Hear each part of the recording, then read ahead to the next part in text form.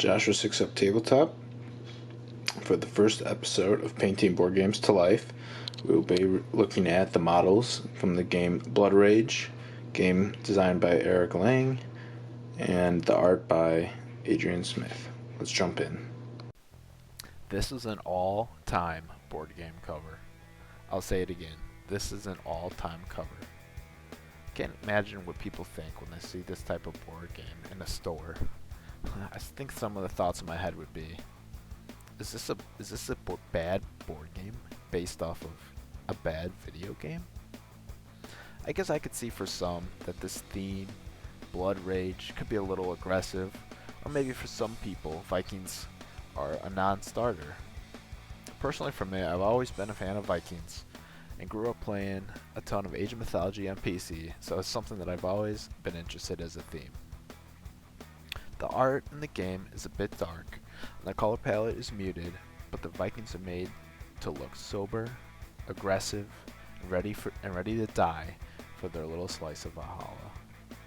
Little did I know, picking up this game and starting to play, that it would be more than just a throw models on the board at each other. That would actually be a highly tactical game, mostly comprised of card drafting and area control, with the interesting mechanic of the board slowly falling apart as the world ends.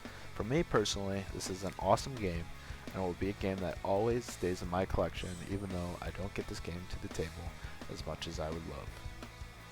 Painting minis for board games is always a time-consuming task, and most often, the time invested in painting the miniatures never gets returned in the time played.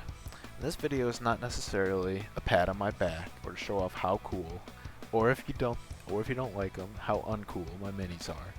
To me, it's appreciation of the game, the art style, and the design, and I wanted my models to reflect the theme of the designers and the artists who put a ton of work into this game. There are 4 tribes in the base game: the snakes, the wolves, the ravens, and the bears. I really enjoyed how CMON provides the plastic rims and the specific colors for each tribe.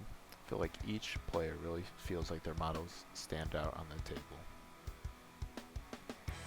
Let's take a look how I painted these guys. Everything's painted with the Zenithal highlight. This was my first project where I mostly used Citadel contrast paint. I'm happy how it turned out in general, with lots of shadows to mirror the morbid and darker vibes that are shown in the concept art.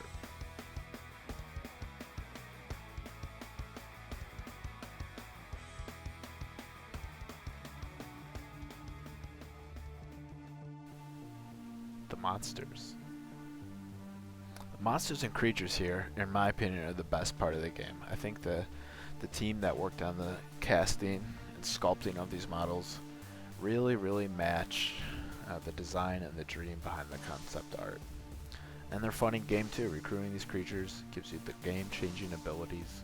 It feels awesome putting down one of the giants and wiping out a ton of the other team's tribe members.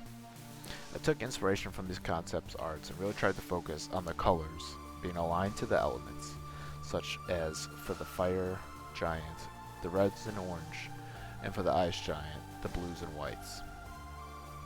As this video scrolls to the different monsters and creatures that came with this game, I hope you enjoyed this video and that this could inspire you to paint your own Blood Rage game, or just paint models in another board game that you own. For me, the investment was well worth it, and I think for this game especially, the models look great on the board, especially with 4 players. Well, thank you for tuning in, and cheers, and we'll see you on the next episode of Painting Board Games to Life. Take care.